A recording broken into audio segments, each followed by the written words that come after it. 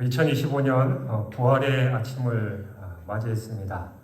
예수님께서 저와 여러분 바로 나의 죄 때문에 십자가에서 죽으셨고 또 3일 만에 부활하셔서 사망 권세를 이기시고 승리하신 그런 역사적인 그날을 기리고 또 하나님께 영광 돌리는 부활 주일 예배입니다.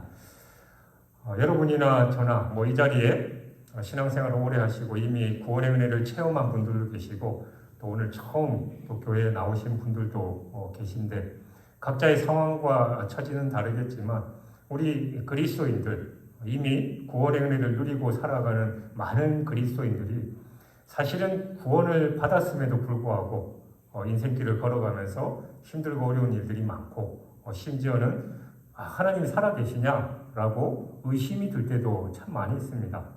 이스라엘 백성들이 그랬습니다. 애굽에서 종살이하면서 너무 고통스러운 그 신음들 또 울부짖음들을 들으시고 하나님께서 그들을 민족의 지도자 모세를 보내셔서 출애굽시키시는 그 역사적인 장면들을 다 목도하고 감격에 겨워서 그들은 당당하게 애굽 땅을 나왔습니다. 근데 애굽 땅을 나와서 이제 그 광야길을 걸어가는 그 순간에 이제 애굽에서 나온 지 얼마 되지 않았는데 절체절명의 위기의 순간이 찾아온 겁니다. 근데 중요한 건 사실은 하나님께서 모세에게 이르러서 그 홍해 앞으로 가라고 하신 그 명령 자체가 이해할 수 없는 게 상식적으로 이해할 수 없는 부분들이 참 많이 있어요. 왜냐하면 모세는 애굽에서 왕자로 40년 동안 살았고 또 광야에서 40년 동안 장뼈가 굵은 애굽과 또 광야의 나름대로 전문가였습니다. 그럼에도 불구하고 하나님께서 모세가 만약에 그들을 제대로 이끌었다면 오늘 이스라엘이 가는 그 경로로 이끌지 않았을 텐데 하나님은 이스라엘 백성에게 그 길로 가라고 하셨는데 앞은 홍해가 가로막고 있고 양쪽에 험한 산이 가로막고 있고 뒤는 애굽 땅이니까 돌아갈 수도 없는 그런 상황이에요. 만약에 오늘 본문과 같이 이스라엘 애굽 군사들이 뒤에서 쫓아오면 갇힐 수밖에 없는 그런 상황입니다. 여러분, 하나님께서 왜 이스라엘 백성에게 또 모세에게 그 길로 가라고 명령하셨을까요? 우리 아까 제가 말씀드린 것처럼 우리의 삶을 살아가면서 특히 신앙생활을 하면서 이해할 수 없는 부분들이 참 많죠. 내 생각에는 이렇게 하면 될 것 같은데 왜 굳이 교회에서는 이렇게 하라고 그럴까? 하나님, 이게 바른 길 같은데 왜 하나님은 굳이 이쪽 길로 가게 하십니까? 우리가 의문이 들 때가 참 많이 있습니다. 근데 중요한 건 하나님은 우리보다 완전하시고 실수하지 않으시는 분, 천지 만물을 창조하시고 지금도 여전히 온 세계를 주관하시는 분이시다라는 겁니다. 그러면 연약하고 부족한 우리, 지혜도 짧고 지식도 짧은 우리가 그 하나님의 말씀에 온전히 순종하는 게 맞는 거잖아요. 바로 하나님께서 출애굽해서 이제 구원의 역사를 이룬 그 이스라엘 백성들에게 그 하나님을 다시 한번 명확하게 알려주기 위해서 이 홍해 앞에 이스라엘을 서게 하셨던 것입니다. 애굽왕 바로와 그의 신하들이 어쩔 수 없이 10가지 재앙을 얻어맞고 또 마지막 온 애굽 땅에 장자가 죽는 그 어마어마한 고통 가운데 이스라엘을 어쩔 수 없이 내보내줬습니다. 근데 가만히 보니까 이게 안 되겠는 거예요. 이스라엘이 장정만 60만에 달하는 어마어마한 노동력을 하루아침에 잃어버린 이 애굽은 이제 이러다가 우리나라가 일꾼이 없어가지고 망할 수도 있겠구나라는 그런 생각이 들어서 그 이스라엘들을 어쩔 수 없이 내보냈지만 다시 그들을 잡아오기 위해서 군사들을 출정시켰습니다. 근데 보면 오늘 본문에 병거 600대를 비롯해서 애굽의 모든 병거와 병력을 총동원했어요. 그러니까 사실은 이스라엘 백성들은 장정만 60만이었으니까 거기 곱하기 4 정도 하면 한 240만 정도 많은 인원이긴 하죠. 그러나 이스라엘 백성들은 훈련된 군사도 전혀 없었고 그리고 싸울 준비가 전혀 무기가 없는 그런 상황이었음에도 불구하고 600만 병거 600대 비롯해서 총 공격을 다 가하는 그런 상황이 생겨버렸다라는 겁니다. 그렇다면 애굽의 왕이 왜 이런 선택을 했느냐? 물론 이스라엘 백성들만 봤을 때는 그들과 게임이 안 될 정도로 연약하지만 그들이 10가지 재앙을 통해서 당했던 그 하나님이라는 그 신, 우리가 이 정도는 몰고 가야지 그 신도 우리에게는 꼼짝하지 못할 것이다라는 그런 교만한 마음이 있었던 것이죠. 그러나 우리가 결과에서 보듯이 너무 잘 알고 있듯이 어떻게 됐습니까? 그들이 병력과 병거를 동원하면 할수록 그들에게 그만큼의 손해가 있고 그들이 오히려 온전히 멸망당한다라는 그 사실을 애굽의 바로는 알지 못했던 것입니다. 그런 상황에서 10절을 보니까 이스라엘 백성들의 애굽의 군대가 자신들을 추격해서 가까이 이런 걸 보면서 반응이 어떻습니까? 심히 두려워하며 여호와께 부르짖었으며 모세를 원망했다라고 기록하고 있습니다. 어떻게 보면 당연하지요. 그렇게 애굽에서 어렵게 살고 또 고생하고 드디어 우리가 자유를 얻었나 했는데 완전히 사방이 막힌 그런 상황 속에서 애굽의 군대가 총동원해서 자기들을 잡으려고 오고 있는 그런 상황이니 어떻게 일반적으로 이스라엘 백성들이 하나님께 부르짖지 않을 수 있으며 또 자기들을 끌어낸 모세를 원망하지 않을 수 있습니까? 오늘 본문에 여실하게 나와 있죠. 아니 그냥 우리 애굽에서 잘 먹고 잘 살게 노예해도 괜찮으니까 그냥 먹고 사는데 문제없고 그런데 왜 우리 옆구리 찔러가지고 이렇게 끌고 나와서 이 광야에서 떼죽음을 당하게 하느냐라고 불평불만을 하고 있는 겁니다. 근데 여러분 그들은 이미 애굽에서 10가지 재앙과 놀라운 하나님의 역사를 경험한 이스라엘 민족이에요. 그렇다면 이 상황 역시 하나님께서 그들을 지키시고 보호하신다라는 믿음이 당연히 있어야 되잖아요. 그런데 그들은 그 믿음이 없었다라는 겁니다. 그러니까 하나님께서는 다시금 그들의 믿음을 명확하게 확인하시고 니네들이 진정 내 선택한 백성으로 살아갈 수 있겠느냐를 확인하는 거예요. 부활절 아침 예수님께서 우리의 죄를 위해서 십자가에 죽으시고 부활하심으로 우리를 온전한 구원의 자녀로 만들어 주셨습니다. 근데 여러분 솔직하게 전문용어로 딱 깨놓고 얘기해서 여러분들 행복하셔요 삶이? 그리스도인으로서 살아가면서 늘 은혜가 넘치고 하나님을 찬양할 거리가 넘쳐나십니까? 아멘이라는 분은 하나님의 놀라운 은혜를 누리고 계시는 분이죠. 그러나 우리 대부분 저 역시 목회자의 길을 가고 있음에도 불구하고 오늘 본문의 이스라엘 민족의 모습과 같은 때가 참 많았다라는 거예요. 하나님 왜 이쪽 길로 가게 하셔요? 이게 아니고 저쪽인데 저쪽으로 가면 하나님도 좋고 나도 좋을 것 같은데 왜 굳이 나를 그렇게 괴롭히시고 하나님은 저를 괴롭히시기 위해서 저를 자녀 삼아 주셨습니까? 그리고 세상 사람들이 늘 하는 얘기처럼 왜 교회에서는 하지 말라고 하는 게 그렇게 많습니까? 우리는 늘 그런 불평불만을 하는 겁니다. 그러나 중요한 건 하나님은 내가 너희를 출애굽시킨 그 하나님이듯이 이 광야길에 한 걸음 한 걸음 인도하는 여호와 하나님을 너희는 알아야 된다라는 걸 분명히 말씀하시는 거예요.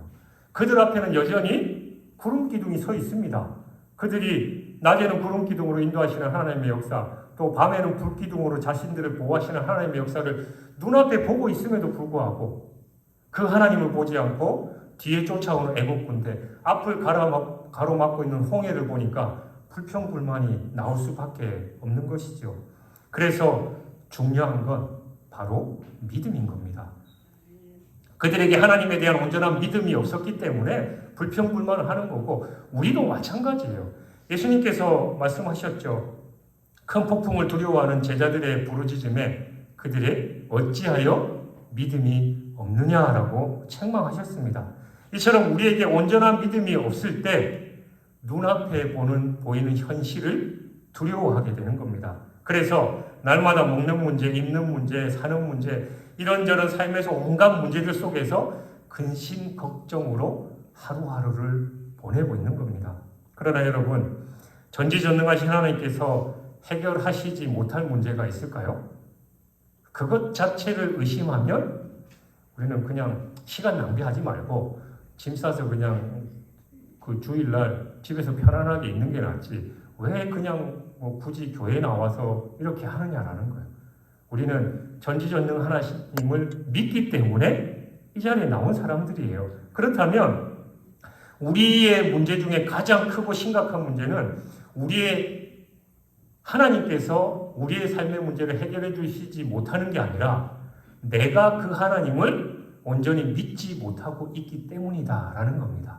그래서 우리는 이 부활주일 아침에 다시금 부활하신 주님의 능력을 우리가 믿고 내 삶에서 실질적으로 살아가고 있는지를 다시 한번 돌아봐야 될 줄 믿습니다.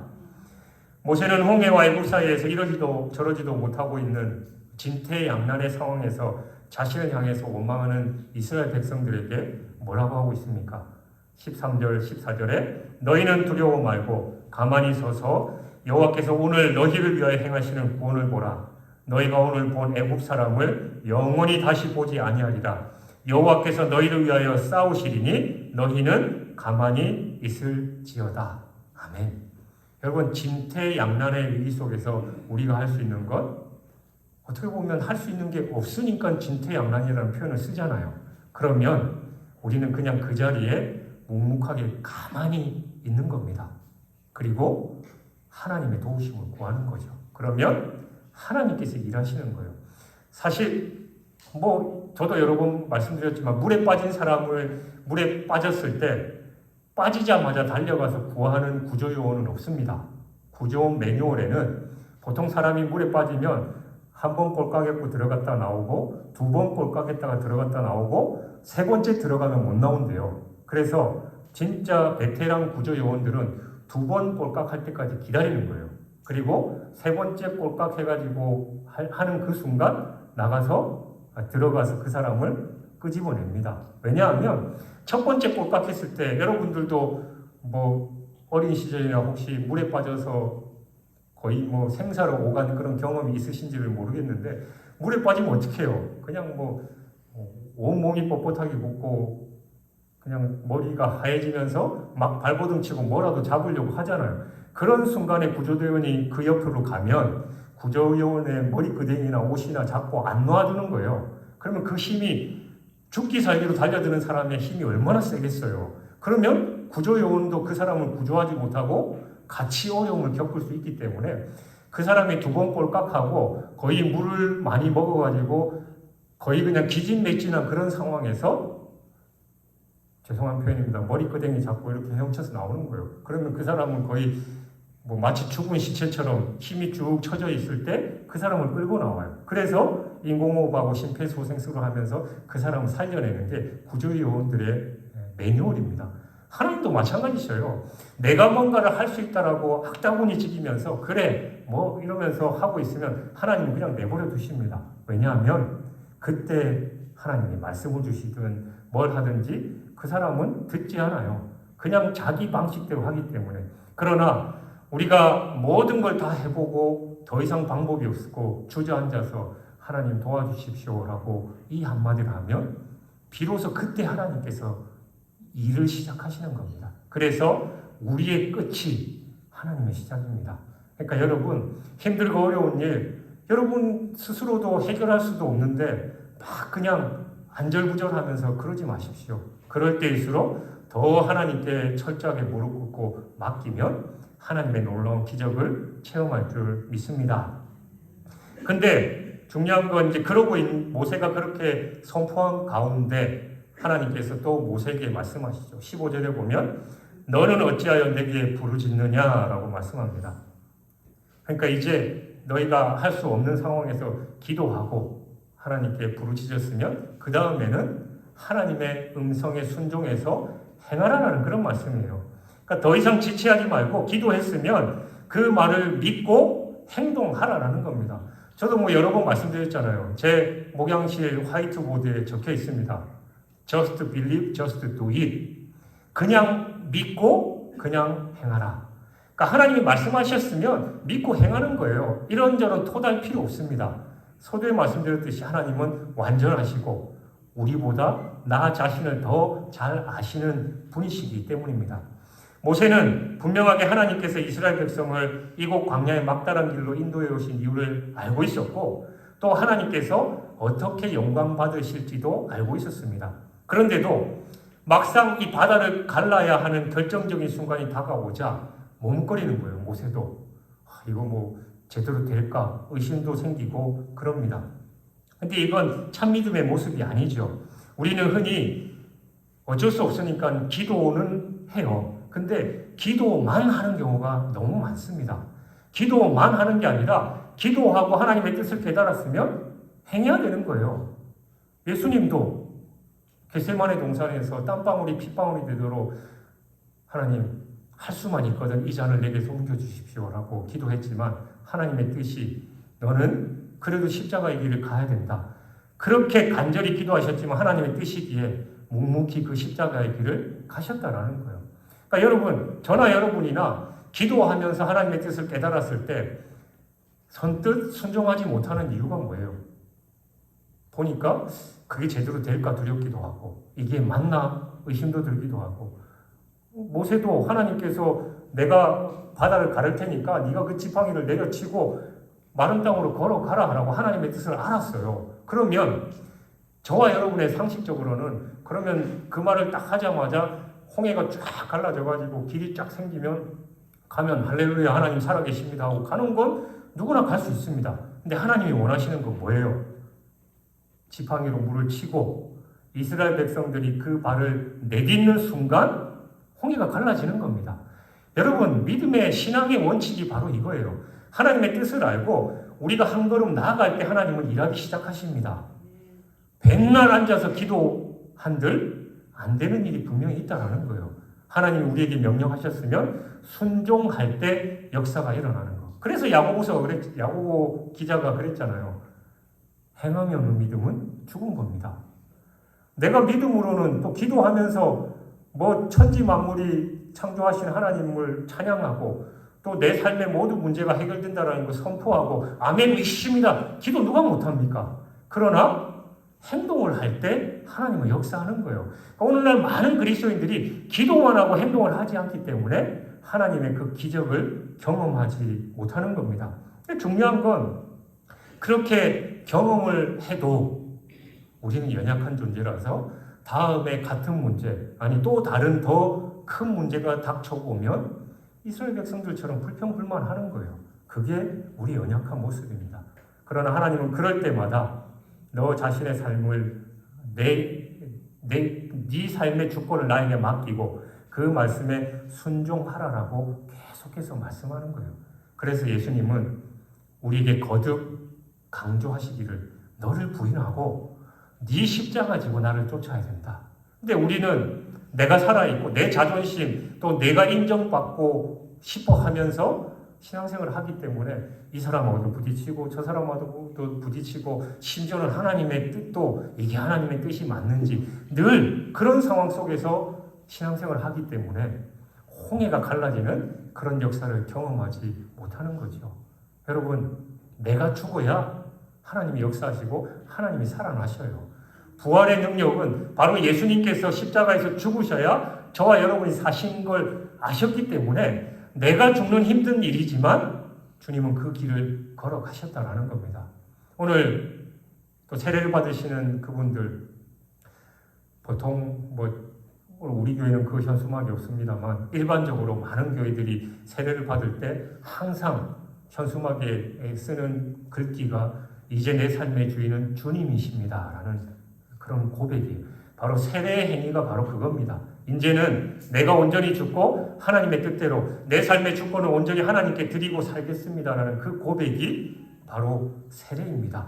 그래서 이분들은 이제 그렇게 살아가실 때 이제 하나님께서 내 삶을 주관하시니까 나는 이제 늘 행복한 일만 가득하고 하나님의 놀라운 은혜와 축복만 가득하겠지. 예, 맞아요. 그게 원칙입니다. 그러나 내 삶을 온전히 주님께 드릴 때만 그 일이 이루어져요.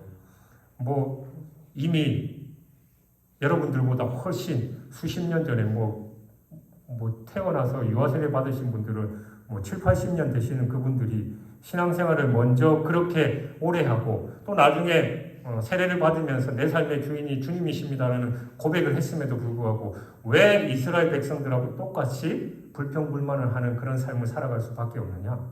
내 삶의 주권을 하나님께 드리지 못했기 때문이에요. 온전히 하나님께 드리는 것. 그러니까 부활의 주님께서 오늘 우리에게 요구하시는 게 바로 그겁니다. 내가 죽어서 너를 살렸듯이 너도 죽어야만 네가 사는 거다.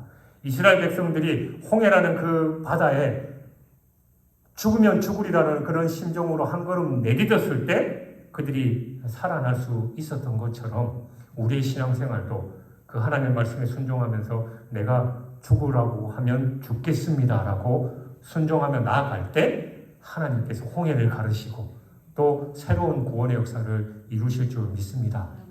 세례의 의미, 바로 이 홍해 도와 기적들도 바로 그런 의미예요. 사실은 홍해 바다를 건너는 것 자체가 죽음의 길을 통과하는 거죠. 이스라엘 백성들이 나중에 홍해를 지나고 나서 건넌 후에 그 물에 봤을 때 뭐가 있었습니까? 애굽의 그 군대들의 시체가 둥둥 떠 있었고 또 심지어는 바닷가에 밀려 나와서 시체들이 널려 있는 그 모습을 자기들이 봤습니다. 모세가 했던 말하고 똑같죠. 너는 이제 더 이상 이 애굽 사람들을 보지 못하리라.